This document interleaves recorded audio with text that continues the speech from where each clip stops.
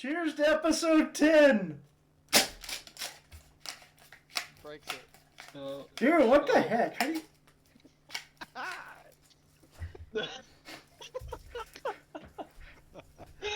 Threw it in the air. That was like a limp dick moment. That was depressing.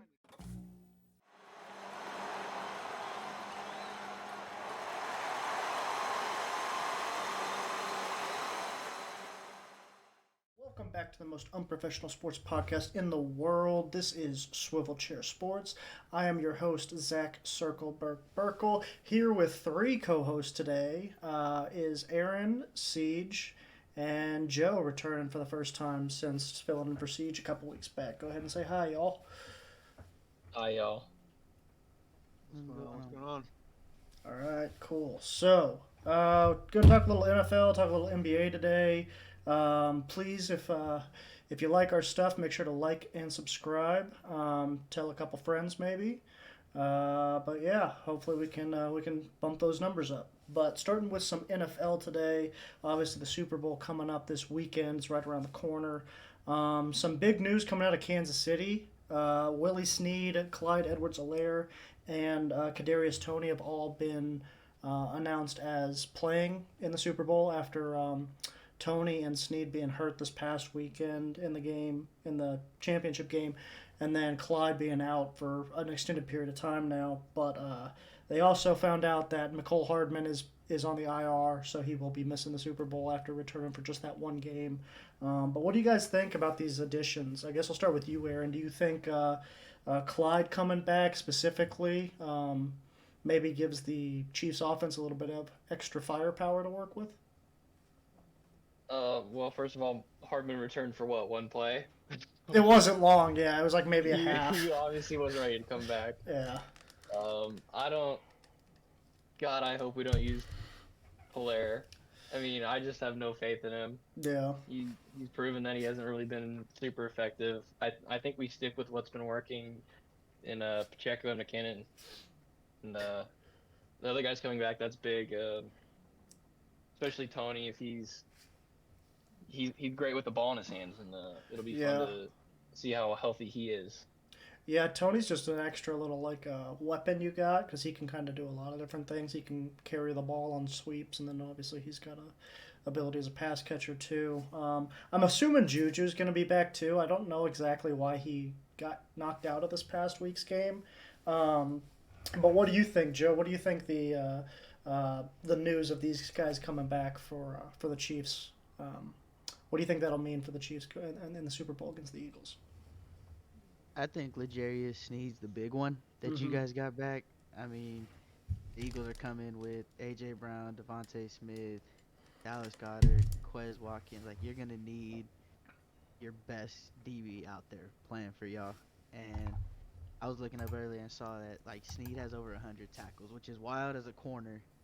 But considering he has that many tackles, that's another guy for you that's on the field that you know is a sure tackler. And I think you're going to need that.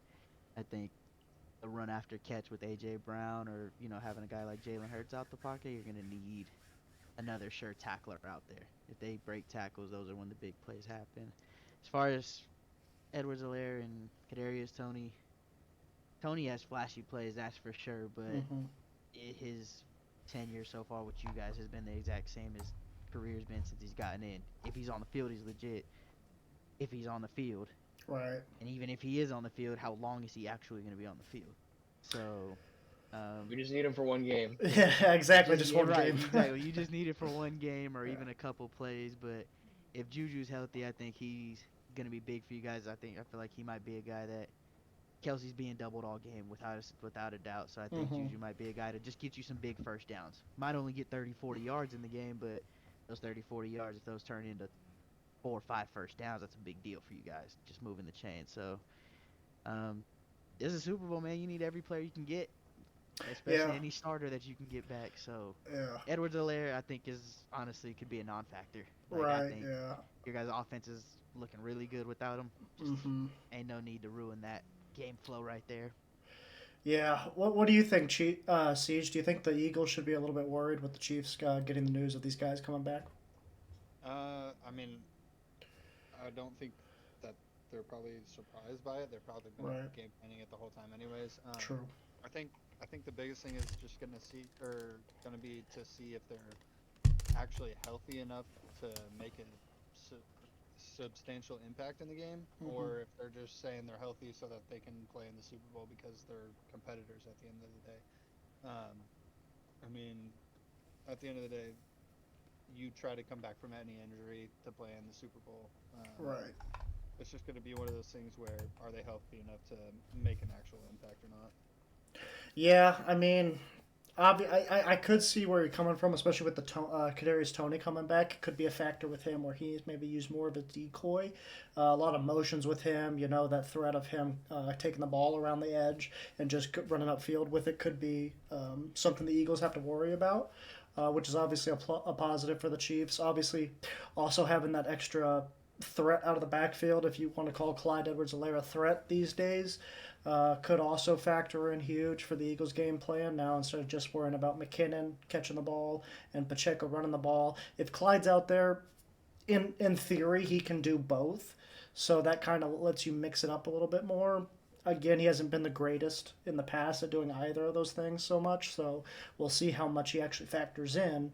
Could play more of a Ronald Jones route where he just ends up sitting on the sideline most of the game, maybe gets in for a play or two here and there. But we'll just have to wait and see with him. And then Joe, I completely agree with you about this L'Jarius Sneed thing. He's probably been our best corner this whole season, making huge strides since we drafted him a couple years ago. And I mean, without him, I could definitely see Devontae Smith and AJ Brown both tearing us up in the secondary. Because I mean, other than him, we just have a bunch of rookies back there with Justin Watson and Brian Cook. I think his first name's Brian. Um, and then the other guys. I mean, it's a really young secondary. L'Jarius Sneed is looked at as kind of that vet back there. So outside of Justin Reed, when that's the oldest guy on your in your secondary, a lot of guys are going to look up to him, and he's going to be a big playmaker on D. So super happy to see him back. When he went down, that was really scary as a Chiefs fan. So looking forward to this game. I think it could be really competitive between these two powerhouses. One seed's obviously in both conferences, so we'll see how that goes. But what do you guys think the key matchup we should be looking for in the Super Bowl is? Whether that be like the Eagles wide receivers versus the Chiefs secondary, or maybe like the Chiefs defensive line versus Jalen Hurts' read option ability. Um, I'll start with you, Joe. What do you think is that key matchup we should be looking at this Sunday? I think this game is gonna be won or lost with the linemen. Mm-hmm. I think that Eagles O line is legit. So I think the Chiefs are gonna have to step up. Chris Jones is gonna have to ball out like he did last week, Mm-hmm. especially against an old line like this. I mean, he's down there in the middle with a guy like Jason Kelsey, the Hall of Right. Famer. Like that's not an easy matchup. That's a guy that can block you one on one. Chris Jones is a guy that can beat you one on one. So I think that's gonna be a big deal. And then same for the Eagles defense and the Chiefs offense. Like Mm-hmm. the Eagles defense is legit. I know people don't want to give them as much credit because their strength of schedule isn't great, but Brandon Graham, Fletcher Cox, those are some dogs right there. So the Chiefs O line is no joke, but I think both sides of the ball for both teams are they're gonna have their work cut out for 4 quarters. And I think whoever can get the edge or get the most pressure is ultimately gonna be the ones who pull it out in the end. Yeah, they always say the game's won in the trenches, so that could obviously with the play style these two teams have, that could be ring true this game as well. What do you think, Siege? What's a key matchup you're looking for this Super Bowl to determine the winner? I don't know necessarily like a key matchup that I'm looking at. I'm just looking at both defenses as a whole. Not necessarily like to stop the other team every drive, right? Because both teams are going to put up some points. I think. I think it's going to come down to who gets the stop at the end and has the ball in their hands and has the ball in their hands with a chance to win the game. So I really just think it's going to be one of those things where it's a situational game, kind of like what we saw with TCU and Michigan a little bit. Mm-hmm. TCU didn't play their best game. Michigan didn't play their best game. TCU was just situationally better. Um, and I think it's going to be one of those games where it's going to come down to the wire. Whoever gets a stop at the end and has the ball will be the benefactor in this game. Yeah. I mean, both. Beneficiary. My bad. Yeah, I mean, both teams obviously have great offenses. I could definitely see it being coming down to whatever defense gets that one stop. What do you think, Aaron? What's that key matchup for you? I mean, other than the lines, like Joe said, I think it's going to be really dependent on the linebackers flowing downhill, stopping that run game as close to the line of scrimmage as they can, and doing their best to keep those QBs contained. I Mm-hmm. mean, if you can get pressure with four, keep them in the pocket, keep them from scrambling, getting those big rush plays. Um, yeah, that's a big way to. I mean, we've seen it with the Chargers stopping the Chiefs Right. for the last couple of years, getting pressure with four. So Yeah, I think the that's huge. linebackers are going to play a big role in this game. Yeah, I mean, when anytime you can get pressure on the quarterback with just four guys rushing and you have seven dropping, that's huge. You're gonna get a lot of coverage sacks that way, so that's obviously gonna be a huge factor. I like that we all kind of had different things though, because I was gonna say the Chiefs secondary versus the Eagles wide receivers was my big matchup.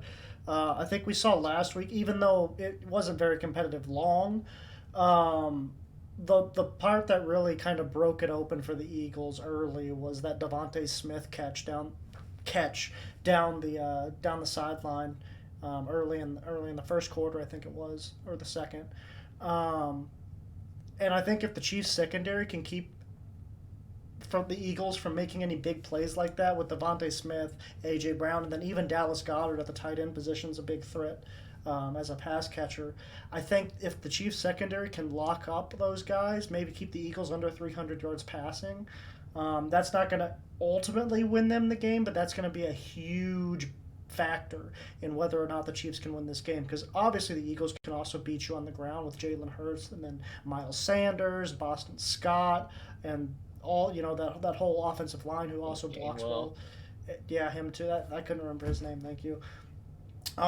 So they got a great running game too. They could pop off for 300 rushing yards maybe, and beat us that way. But I'd much rather make them run the ball down our throat than see them just throw up and down the field on us and just beat us at our own game. That's the one thing I don't want to see the Chiefs lose it by is losing by their own game because they're known as the guys that throw it up and down the field, throw it vertically, stuff like that. And I mean, the Eagles are known more as a hard nosed football team, so I think that if the Chiefs can maybe goat them into playing that style, that's how the Chiefs come out as winners.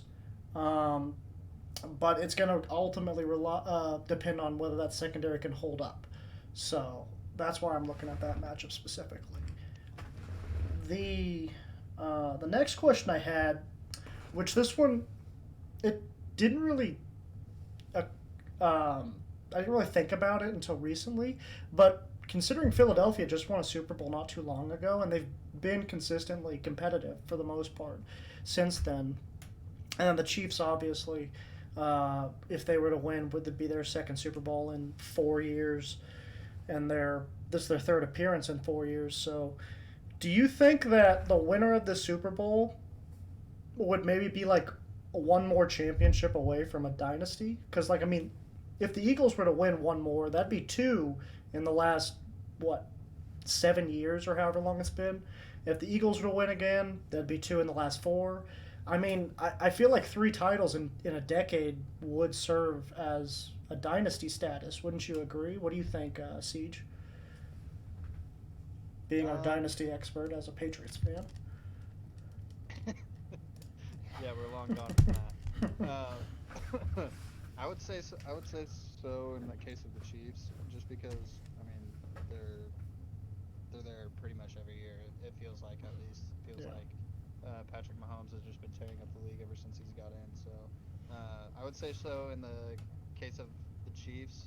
The Eagles, not so much, just because I mean they don't really have many of the same players anymore. I guess that's So true. Yeah. so when I think of dynasties, I mean it's different when you're talking about like college football to the NFL. Like Right. dynasties are different in that regard, just because the player turnaround is so quick Yeah. in college. It's more on the But coach. yeah, in the NFL, like I don't know, I would say so for the Chiefs, just because you hear the same names year in Yeah, and year out. Mahomes, Kelsey, Reed. Yeah. Right. So I would say so for them, not so much for the Eagles necessarily. That's fair. That's fair. It is a completely different regime over there. Not a lot of players return from that Super Bowl team. What do you think, Joe? Obviously, you have a little bit of experience as a Steelers fan. Maybe you didn't live through their dynasty days, but have a lot of titles over there. Hey man, I saw us win a Super Bowl. Okay, saw us lose one. We had a little dynasty, but I'm 100% with Siege on that. For the Chiefs, 100%. Yeah, you're a dynasty at this point, especially if you win this. Mahomes' career just goes up even more. But like Andy Reid going to 3 Super Bowls now. If he wins this, 2 out of 3, like hmm that's definitely a dynasty. You guys are in the AFC Championship. What, 4 straight years, 5 straight years Five. right now? Yeah. Yeah, 5. See, like that's a dynasty, especially when you mix in being in the Super Bowl now 3 times. Yeah. For the Eagles, yeah, they won the Super Bowl a couple years back, but then the last 2 years they were not good. Like last year, I know No. they got in and lost in the wild card. Whatever. Year before that, they were 4-11, and then the 2 years before that, they were just like an average team. And that was right after Four and the Super 11 Bowl. and one. Oh, and one. Are you right? You right. Gotta Remember throw that tie. and That one. really makes a difference, huh? And so, no, I don't think they're a dynasty. Not after. You can't. A dynasty, you got to continually be good. Like you said with Siege and the Patriots, they were good every year fighting for a championship. The Eagles Right. literally went from Super Bowl, and they got worse and worse, and then out of nowhere in one season this year they're back. So, no, but they would definitely be on the start of a dynasty if they can keep this kind of pace up, but not right now. Yeah, I kind of get where you're coming from there. What do you think, Aaron? I mean, yeah, I agree with them. Same sentiment. I guess technically you could say franchise-wise, they could be on the precipice of a dynasty. But I mean, so many new players, new head coach. You just can't really say the team itself is a dynasty team. Yeah, I guess I was getting carried away because I just saw Eagles, like it was the same team, so that made me think, oh, it's kind of a dynasty. Because I had originally written the question only for the Chiefs, like, oh, if the Chiefs win this, are they Are they on their way to a dynasty? Obviously, most people would have said yes to that, so it was kind of a lame question. And that's when it popped into my head that I'm like, oh, the Eagles actually won one fairly recently, but I didn't think enough to be like, well, it was a completely different roster, completely different coach. So I mean, it really isn't the same thing. Um, so yeah, I definitely get where y'all are coming from there. Uh, I jeez. got a question to go off of that. So Okay. instead of just the dynasty status, this is hmm specific for Jalen Hurts. Okay. Does this? I know any quarterback making a Super Bowl, let alone winning one, is a big deal. But you Right. can also throw in the guys like Trent Dilfer Oh winning yeah. it on the back of that defense, right? So Yeah. does Jalen Hurts now get viewed as not necessarily to this extent yet, but like do you put him with the Burrows and the Mahomes in the sense of next generation top talent quarterback, or do you think people are gonna need to see more out of him? Like this, he could dominate the Super Bowl, and it still might not be enough yet to be fully confident to roll with him. So I kind of look at it like this: Lamar Jackson got that credit once he won the MVP, at least for the most part. The general consensus was that Lamar Jackson was in that tier of quarterback after he won that MVP. If Jalen Hurts wins this Super Bowl, or is even really makes it really competitive to where even if the Chiefs win, it's like a close game and Jalen Hurts plays really well, I think that would be the equivalent of Lamar Jackson winning his MVP. That would be so in the sense, yes. What I'm basically saying is a long way of saying yes. I think if he were to play really well in the Super Bowl, he would be put in that same tier of quarterback. Obviously, not like to the level of maybe a Mahomes or a Burrow because he hasn't done it consistently yet, but he would probably be in the same tier as like a Lamar Jackson and a Josh Allen, in my opinion. Okay. What do you think, Aaron? Boys, what do you guys think? Yeah, what do y'all think?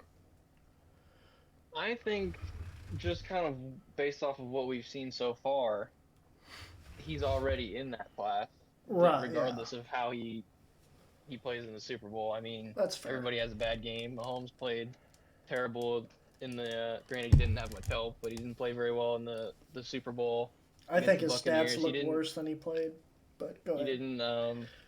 play well in the second half against the Bengals last year in the That I AFC do. Championship Yeah. game. So I don't think this game necessarily has an impact on whether or not he should be viewed as the next generation of great quarterbacks. I think he's already there. Whether or not defenses can figure out a way to slow him down, kind of like teams have with Lamar Jackson, that's a whole nother story. And we'll just have to wait and see next year because this next year will be more of his sophomore year because he didn't Right. He get a didn't really whole get a lot of time his true first year. rookie year. So Yeah. this is really his kind of coming out season. It's almost like Mahomes esque. I mean, obviously not that wise, but his first like full year as a starter, he comes out and he's just incredible. More Baker, or not Baker, sorry, Lamar. More Lamar, because that's exactly what Lamar did. He sat behind Joe Flacco for about 10 weeks, came out, was amazing, ended up winning the MVP the next year. So Yeah. Yeah, but I don't think you can necessarily like compare. Well, I mean, I would compare Lamar and Jalen Hurts, but I don't think you compare them as the same player just because I don't think Jalen Hurts is as flashy as Lamar was back when he was popping off. But like Jalen Hurts to me has showed that he's matured so much over the past couple of years. he's always been mature, though. Even in Oh, college, he like he has. had Yeah, like when he got but benched as his a decision freshman making or and whatever it stuff was, is benched for a what I'm talking freshman. about right now. Yeah. Like he's when he rolls out of the pocket, it's not like, oh, I gotta scramble, like I gotta make a Okay. swing. Yeah. He's like I get what you're he's saying. taking measured, Right. he's measuring his decisions as plays are happening, and he can make decisions fairly quickly, and tends to make the right decision. He's matured in that aspect of the game. He's not just like willy nilly rolling out to Yeah. corner blitz or something coming from his blind side. It's like Yeah. Just he's rolling out to making roll out.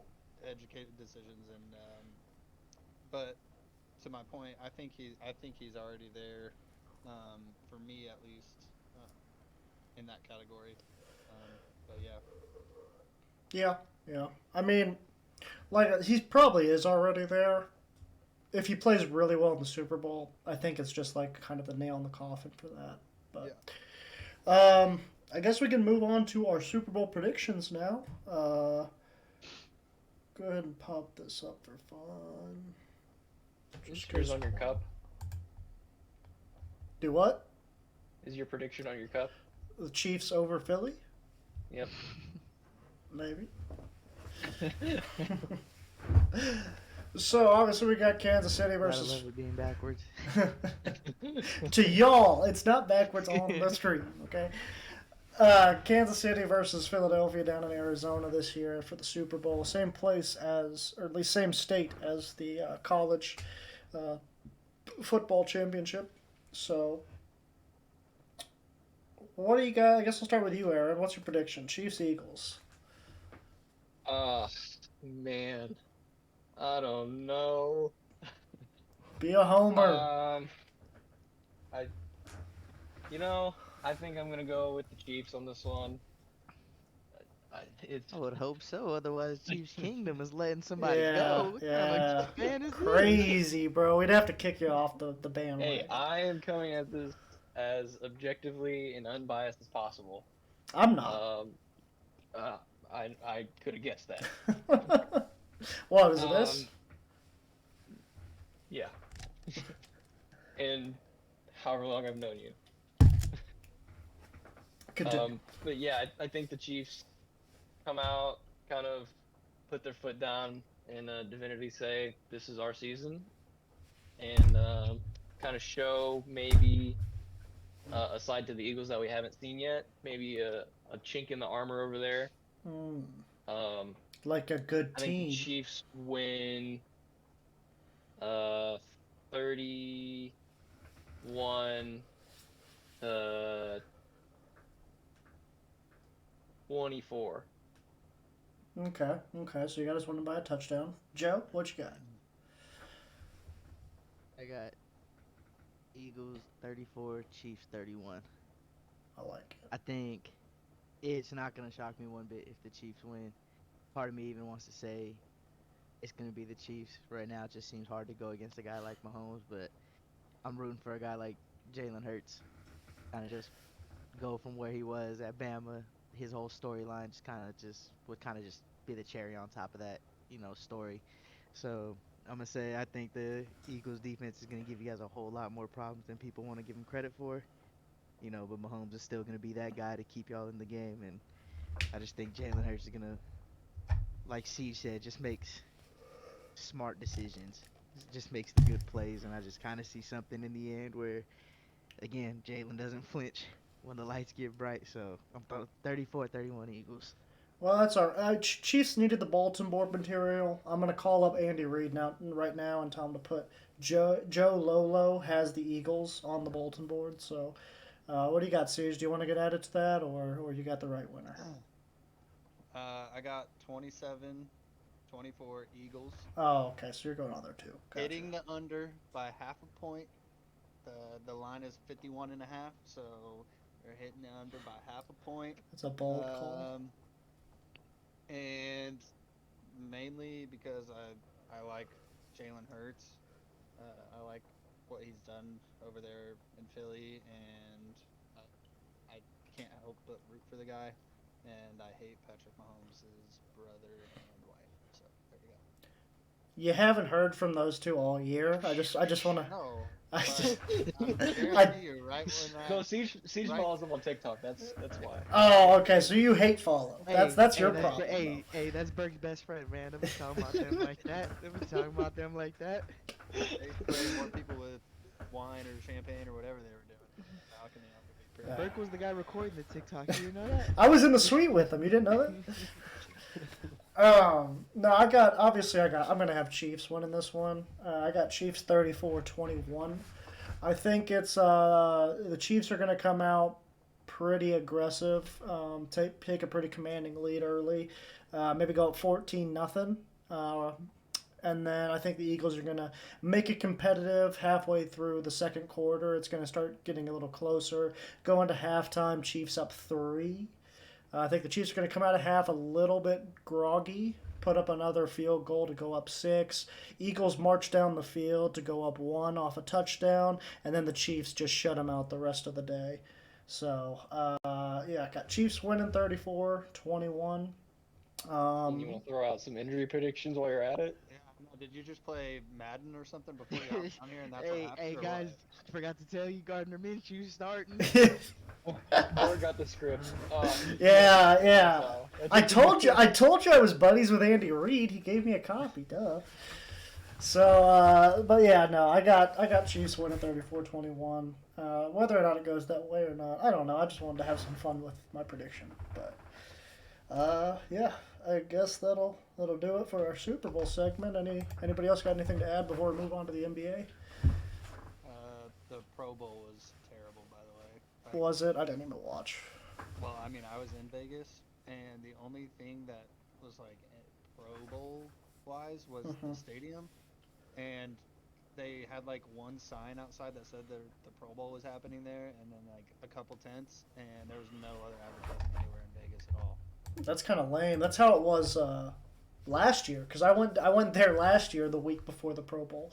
Not during the Pro Bowl like you did, but I went there last year the week before. It was like they had the hockey All-Star game the weekend before we got there, and then they had the Pro Bowl the weekend after we left.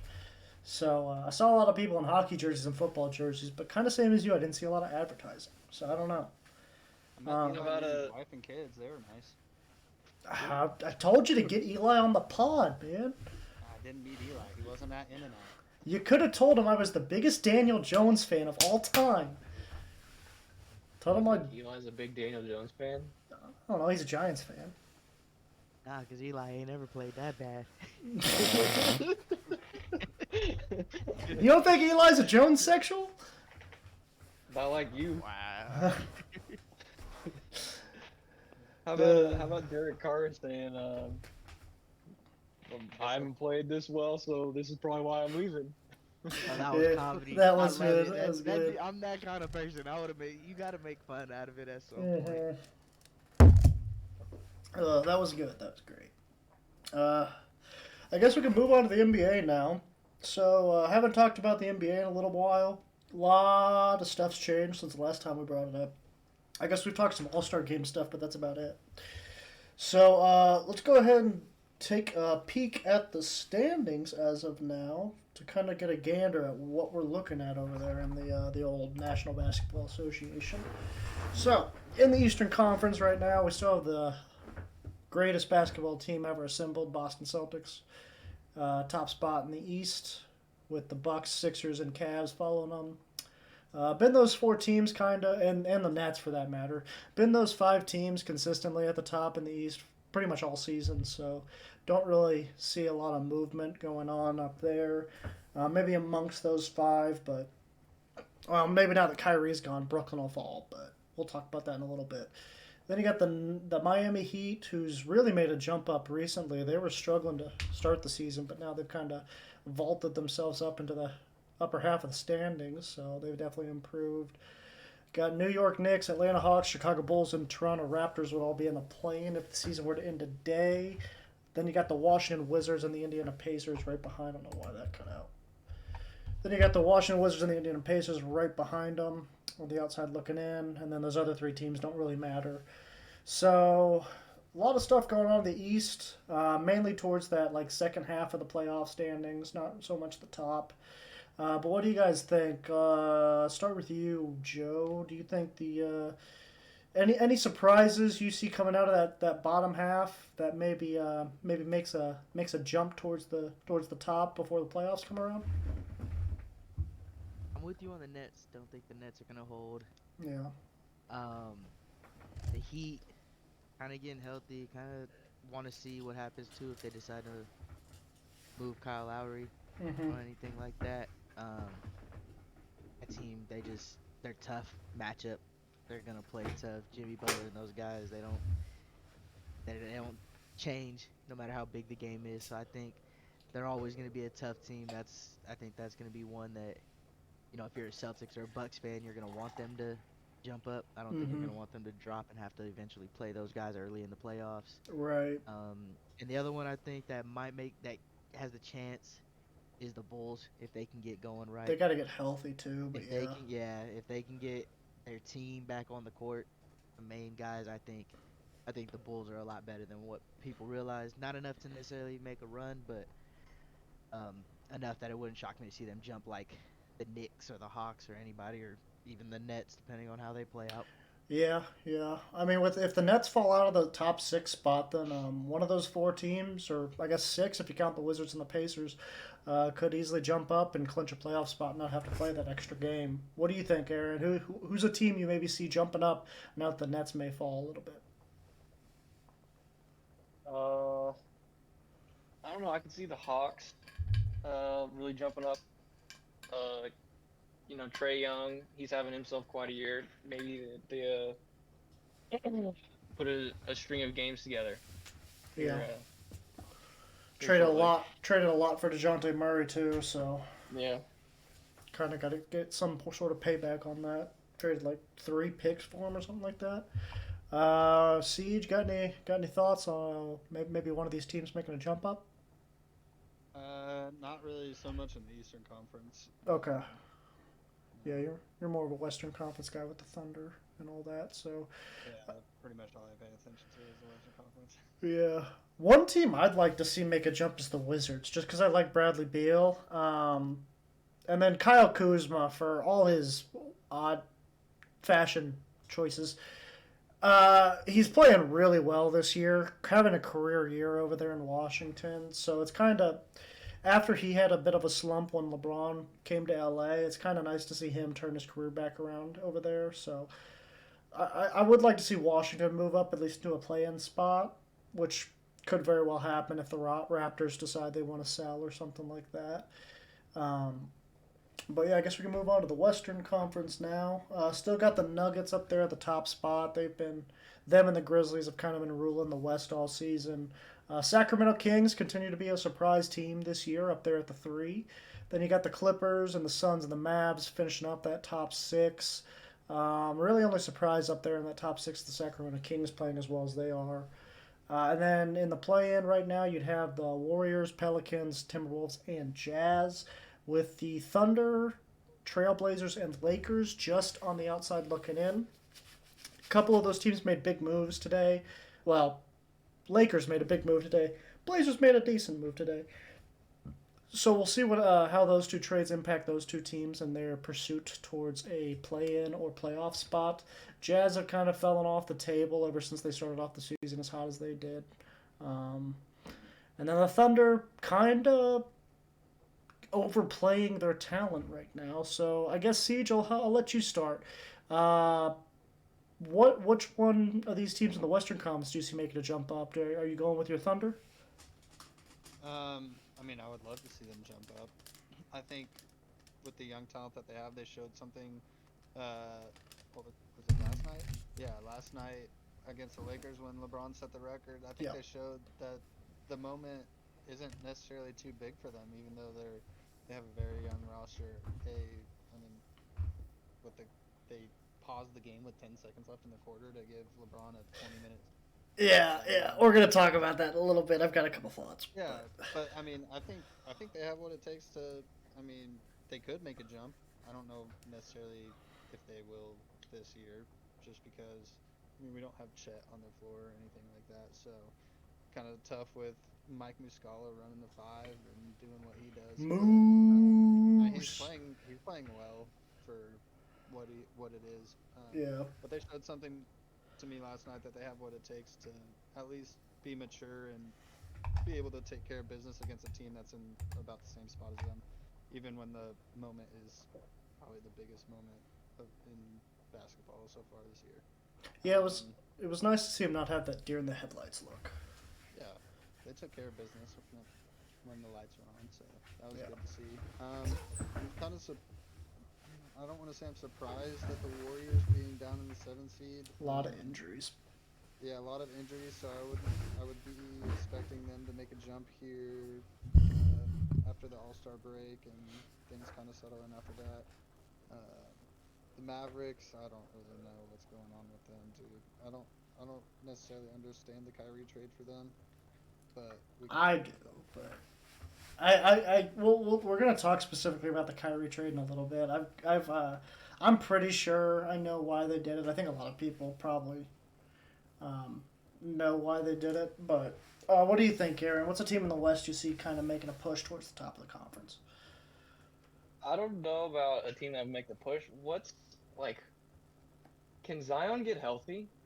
no, He's What is his deal? he's one of the biggest busts in NBA. Hell no. that he Consider him no a bust if it's all just injury. he I It's don't not necessarily their fault. I don't consider him a bust because when he plays, he's incredible. But he doesn't play, Bert.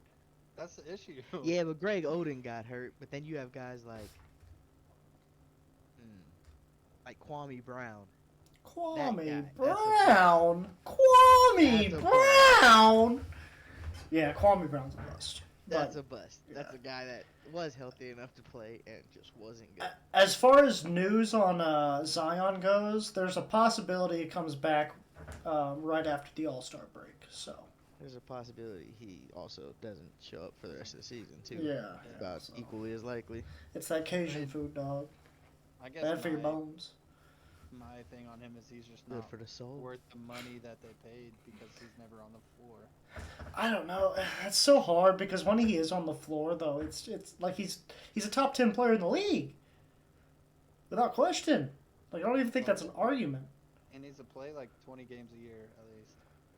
I mean, he has played 20 this year, so At this point, he's just the younger version of Anthony Davis.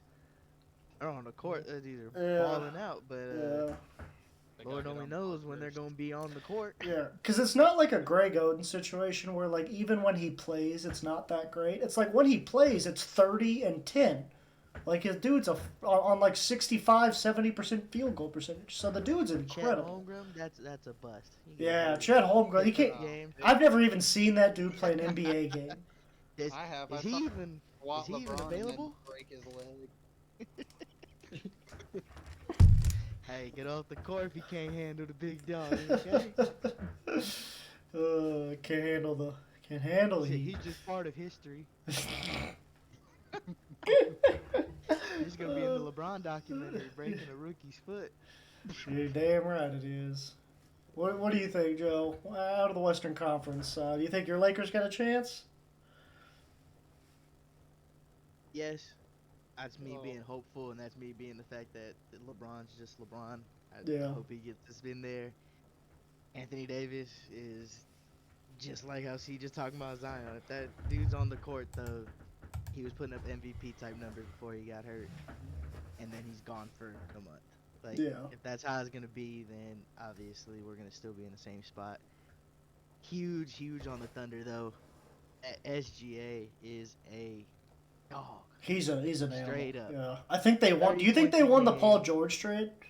Did they win the Paul George trade? If you were going for long term, yes. Yeah. You Like mean Paul George and playoff them were P? not gonna win you. Playoff. They were not gonna win you a championship. He's with the Clippers now, and they're good too now. I guarantee you. They're not winning the championship though. Yeah. They're gonna Yeah. find a way to lose it. Yeah. So no, but SGA over there, like the Thunder, I want them to make the step this year to at least getting in the playoffs Yeah. and like just showing that young talent can still keep up right now. But don't know if it's quite their year. That core though is really exciting to kind of just watch and hopefully just grow into something better. Mhm. I don't think the Mavs. I don't think their record's gonna go like. I don't think they're gonna jump up that many spots if they do. They're kind of Okay. getting Kyrie that to walking bucket with him and Luca walking on the court. Like Yeah. super easy to score, but a defense might give up 150 a game too. Like Right. there's no. I don't know if anything changes for them. So I don't know if much change. Actually, the one I'm gonna say that changes in the West, I think the Grizz are gonna drop like 4 or 5. I think they're gonna drop down a couple spots. Oh yeah. We'll see if they can keep it up. 'Cause Yeah. right now they're putting a target on their own back, too. I I mean, like yeah, it. they I they like it for the talk competition. a lot of Talking mess. stuff, They talk a go there, lot. but yeah, they do. Yeah, For a team that ain't won nothing They're yet, but they're I like like it. Let they're the like young the guys East run. Central baseball team, bro. They do nothing but talk. Golly. Yeah, everybody knows what the East Central baseball team is. Hey, I'm just I know you would two would get it, so that's why I brought it up. So as we hit it on earlier, Kyrie Irving got traded. No longer a Brooklyn Net. He got traded to the Dallas Mavericks in return for Spencer Dinwiddie. Doesn't say there, but also Dorian Finney-Smith and a bunch of picks. Oh, there it is, Dorian Finney-Smith. So, whoops, did not want to go to Sham's tweet. So, obviously a huge move for both the Dallas Mavericks and the Brooklyn Nets. I'm assuming Dallas is planning on extending him because I don't think you trade for Kyrie Irving if you're just going to let him walk out the door for that much. So, I was looking at some stats, and obviously, you got Kyrie Irving here who's been incredible. I think he's actually an all-star starter. So, played 40 games, 27, 5, 5, shooting out of his mind.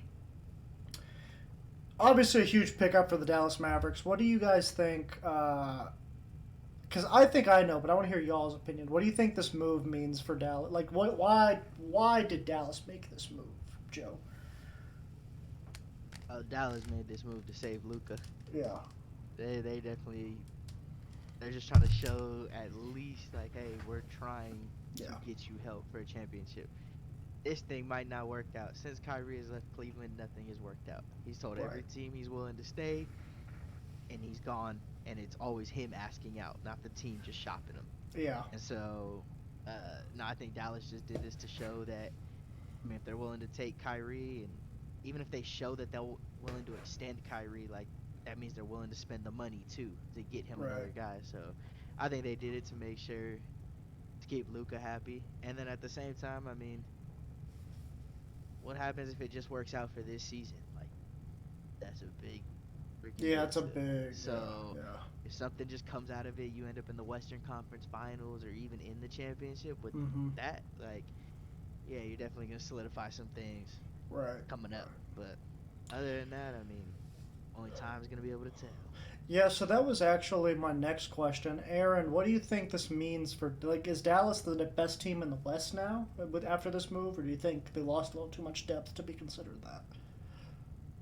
I don't know if this makes them the best team in the West. I think they're gonna go through some growing pains having two very ball dominant guards. I mean, did kind of see when they were on the floor at the same time that him and Durant were able to kind of work it out, and they had a little success. But Yeah. we haven't really seen. I mean, we've seen KD do that with Golden State. We haven't seen Luca really do that with anybody. So I Right. think it'll be interesting to see how they kind of work things out. Right. And I mean, I think they've seemed to make it a pretty clear thing that this is still Luca's team. I believe Mark Cuban called Luca the best ball handler in the NBA, with Kyrie's the second best. So I found that pretty funny. Obviously, he's trying to make it a point that this is Luca's team. Like, yeah, Kyrie, you're a former All Star, former champion. Luca's not a champion yet, hasn't even been to the finals, but this is still his team. This is his franchise, and you coming in is not going to change that, like you tried to do in Boston or Brooklyn, even by basically kicking all the young guys out in Brooklyn. He didn't get to do that in Boston so much, but there are rumors that he tried. So, what do you think? See, I do think it's a good move for Kyrie going to a state like Texas, to where if there is another, COVID Yeah, flare up, yeah, he will yeah. be able to play home That's games. a good point. He's not gonna have to worry about not playing home games if COVID comes back, because Texas ain't doing that. So, um, what do you think, Siege? Do you think Dallas is the best in the West? I don't know. I guess we can find out here in a couple weeks Yeah, once the learning curve kind of boils over. I think that's what it's going to be between those two, though. Between Kyrie yeah. and Luca, there's just going to be a little bit of a learning curve, and once they figure it out, then I think they'll be all right. But Well, I probably have to circle back on that one in a couple of weeks to see. yeah, yeah. Especially with Luca not having ever played with somebody of Kyrie's talents before, it's gonna be really interesting to see how he. Because Kyrie's played with LeBron, he's played with KD, he's played with some of the best to ever play, and Luca soon to be part of that list. So it's going to be more on Luca trying to be able to figure it out. I think Kyrie, for all his flaws, has shown he's able to coexist with other superstars on the basketball court at least. Maybe not so much in the locker room, but on the basketball court, he's pretty good at coexisting and winning games. So I think it's going to be more on Luca being able to. Supposedly, he has a little bit of an ego, so maybe he's going to have to put his aside a little bit. We'll see. But looking over on the Brooklyn side of things, I don't think they got as raw of a deal as people are making it out to be. Obviously, you look at Spencer Dinwiddie, he's been there before, was there before he went to Washington and then later on Dallas. But this season, he's playing really well, 17, almost 18 points with 5 assists, shooting 40% from 3, so obviously a great three-point shooter over there as well. Kind of like a Dollar General version of Kyrie Irving to some extent. He's not going to obviously be as good as Kyrie, but he can do a lot of the same stuff Kyrie can do at a little bit more of a mediocre level, but still serviceable. And then you also got Dorian Finney-Smith, who's a solid offensive player, but mainly known for his defense, which the Nets were lacking on. They were one of the worst defensive teams in the Eastern Conference, at least out of the contenders.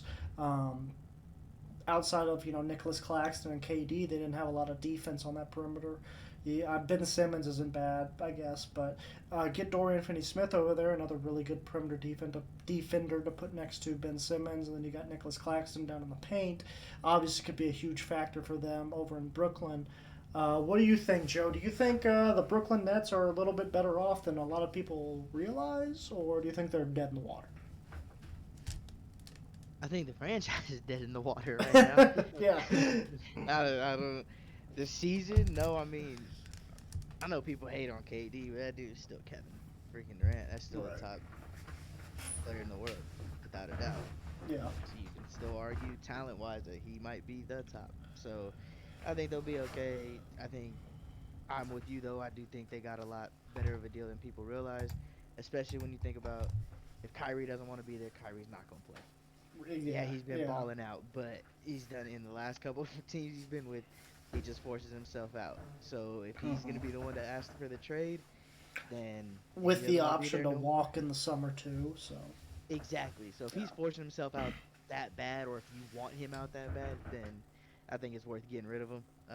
Finney Smith and Dinwiddie isn't terrible. I like Dinwiddie. I think he just plays the game the right way. He just plays hard, and he's still a guy that if you sleep on him for a night can drop 30 on you. Right.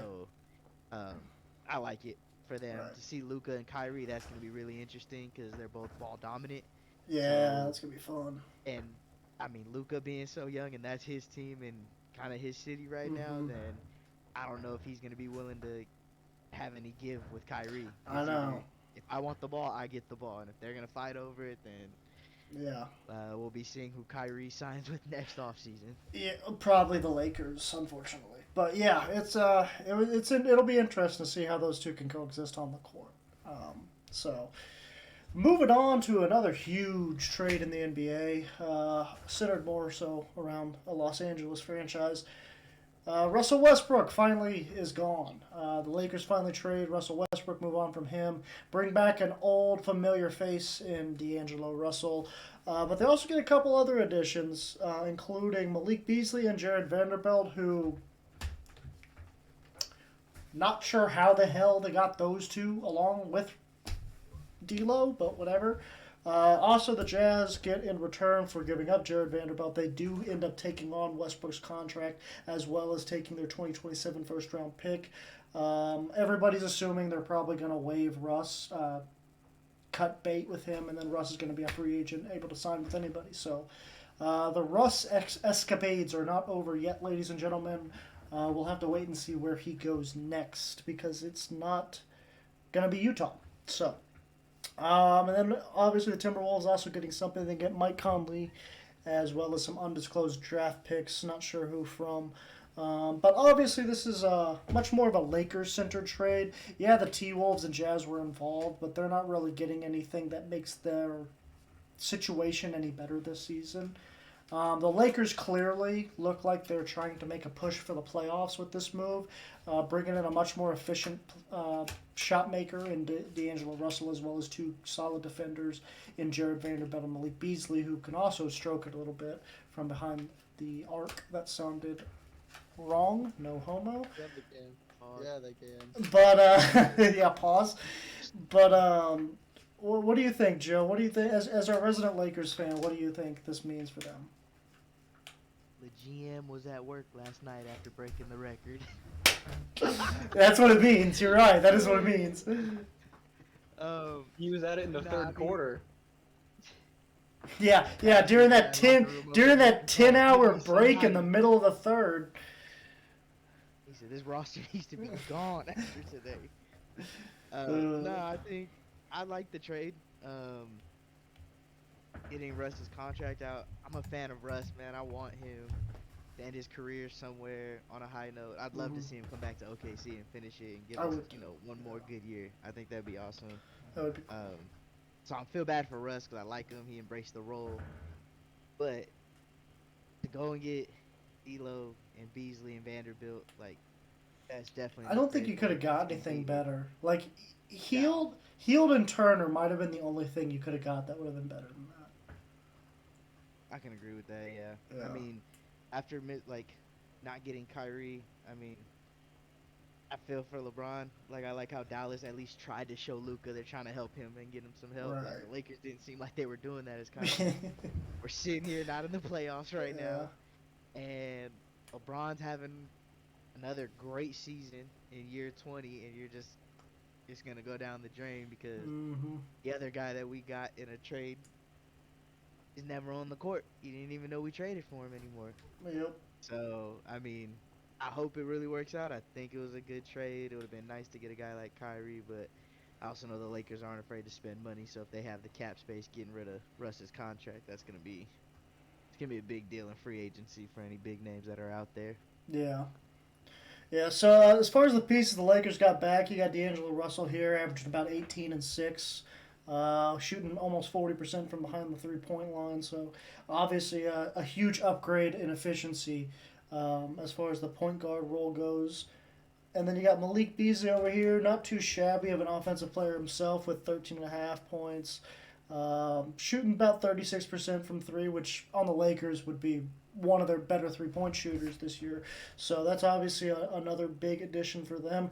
And then you got Jared Vanderbilt over here, who's maybe not known so much of an offensive threat, but is a great defender both in the paint and on the perimeter. So a great addition to the team, as well as the Rui Hachimura trade they made earlier this year. Lakers all of a sudden have a lot of depth, Aaron. What do you think this means for them going forward? Do you think they've got real potential to make a push into the playoffs?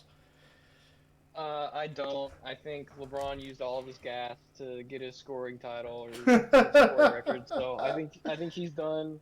After the All-Star Hold on. Let me break. hit him up. We got another doubter to put on the list. There's another one.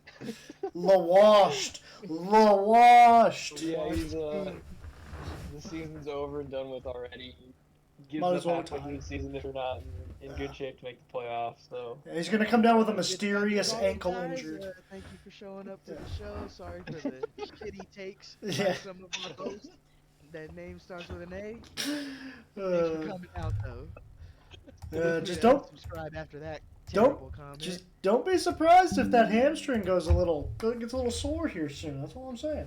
I mean, they better keep the temperature down in that arena so he's not Right, gonna so he get doesn't cramp dehydrated. up. Yeah, so he doesn't cramp up again. Could be his time of the month. I mean, You cramp up when you're carrying the team like that. You also cramp up when you're on your menstrual. But what do you think, Siege? Do you think this is big for the Lakers? Joe, go ahead and add another one to the list. Yeah! Boo! Come in. LaWashed The goat hears King! you. The goat hears you. What, is he omnipotent now? Is he omnipotent now? He's the Alpha and the Omega. They're 4 games back of the 8 seed. They have like 5 teams between them and the 8 seed, so it's a tough road. It's a tough road to climb. They're gonna have to start winning in droves, go on a few win streaks in order to make a push for the playoffs. So, and I don't necessarily know if this group of guys is the group of guys that's gonna help them do that to the extent that it needs to be done. But I mean, I guess we'll see. If Joe has a named champagne bottle in his fridge, just like old Dave Portnoy does it. I mean, that'd be cool too. So whatever. Yeah. Hey, it might not help a lot this season. I do like the young guys though.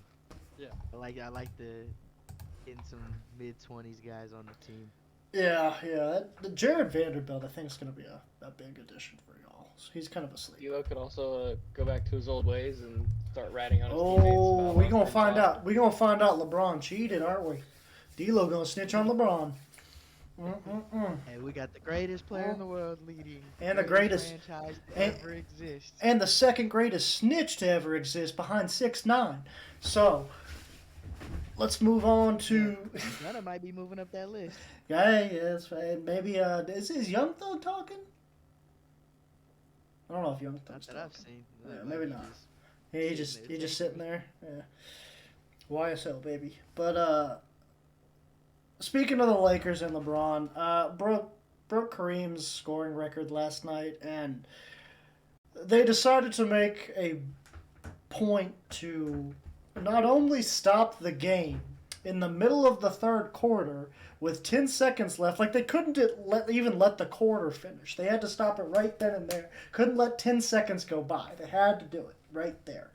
Had a whole freaking impromptu ceremony, basically. Like, as if the freaking Pope was coming to town in the middle of the game with 10 seconds left in the quarter. What are your guys... what, He deserved it. like you don't guys... Next topic. He You don't deserved think that's a little ridiculous, though? Like,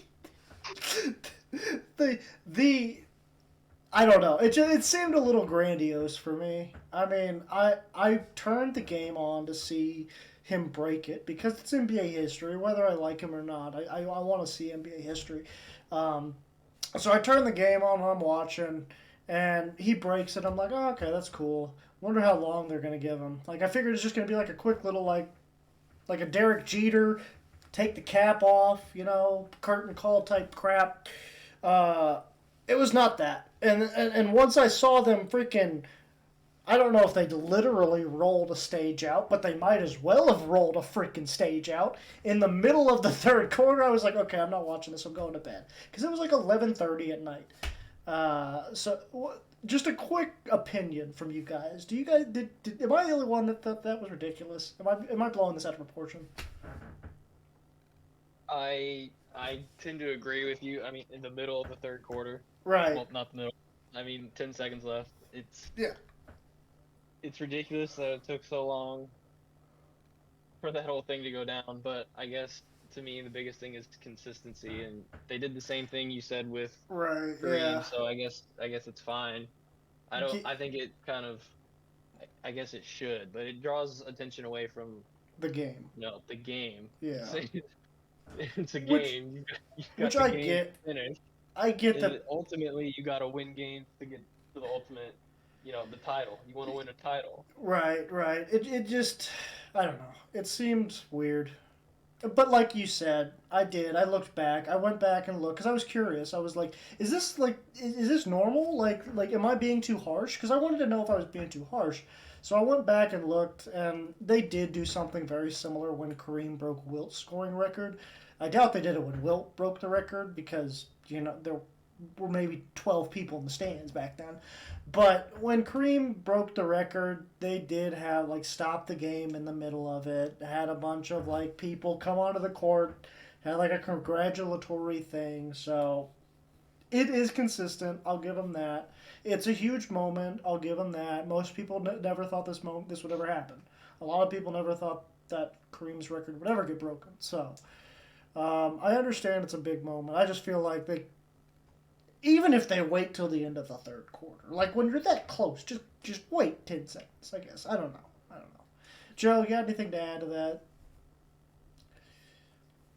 Or As a opinions? Laker fan, I mean, hey, we could have let the 10 seconds at least run out, but I'm kind of with you guys. It does really delay the game. I mean, even when Steph beat the 3-point record, It wasn't that long. right? It wasn't in Yeah. the middle of the game. Right. When him and Ray Allen took that picture and Reggie Miller with the jerk, Yeah. it does take forever. Now, if it's the last 10 seconds of the fourth quarter, fine, the game's over by that point. But yeah, it was. And it was a lot. close game. It was a close Yeah, game, it was too. Yeah, so Yeah. I mean, it was a little ridiculous. So you're not too crazy of a take, but Okay. I mean, considering no one ever thought that record was getting broken, Right. you kind of gotta. Even the NBA is gonna make sure they make that a big deal, and now he's gonna be. I mean, he's been the face, but now they're gonna hang their hat on that guy a lot after his Yeah. career's done. So Yeah. I felt like it was more of a celebrate him as well as just kind of pause and make sure the entire world can see what just Right. happened to make it a bigger deal. So, Right. Yeah. hey, we could have went without it. Kobe wouldn't have taken that much. Kobe wouldn't have done told that. them, get the fucking game Yeah. over with. Kobe let's wouldn't go." have done that. That's Yeah, for sure. So, Well, yeah, I guess that. I get, yeah, and that'll do it. I guess that'll do it for the NBA part. So, before we go, wrap it up with our weekly random sports fact of the week, weekly, and every week we do this weekly. So, this week's random sports fact of the week that we do weekly every week Jesus. is Prairie View A&M's football team lost 80 consecutive games. That's worse than SNU football team, guys. 80. 8-0. That's impressive. That's That's a impressive. lot of games. You gotta they losing try. by 60. Fans, if they Well, were yeah, playing man. that, it still Uh, might have been worth watching. It just said so before beating Langston 14-6. So Langston sucks. In 1998, Prairie View A&M hadn't won a game in nearly a decade. The 80-game losing streak stands as the worst consecutive string of losses in sports history. Ironically, the streak began in 1989 in a 1918 loss to Langston. Oh. So they not only started it, but they also ended it. Real quick before you hop off, did you Mhm. see the Oklahoma high school basketball game that ended 4-2? No, why did the two teams They just hold the held ball? They just Two hold the teams ball. Just held the ball. Yeah, Other Yeah, thing That is, is the stupidest thing. yeah, that's Hey, some BS. If I show up That's to so support you, and that's long. what your team So does, I'm leaving. whack. I'm not No, watching that. so both teams did it on purpose Right? Yeah, I know. That's yeah. to prove the point that they need a shot clock. And one of the kids on the Weatherford basketball team actually scored his 1,000th like high school point.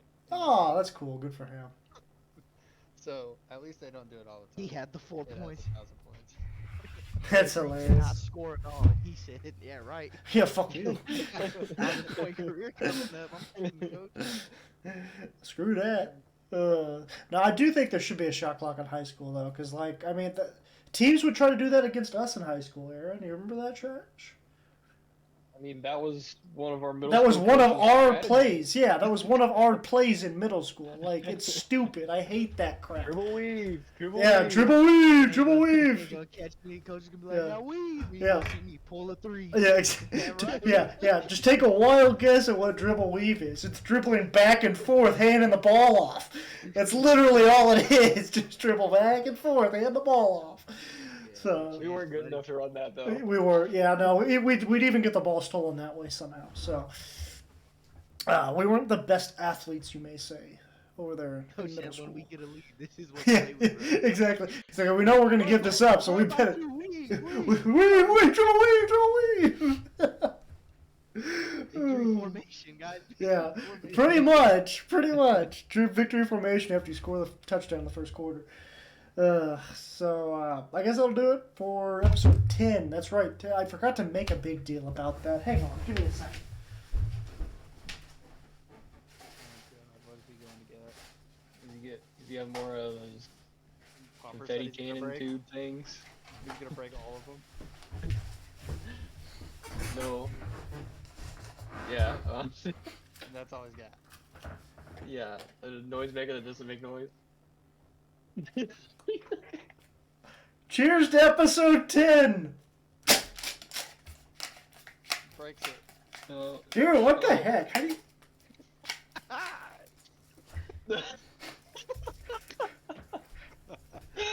Threw it in the air. That was like a limp dick moment.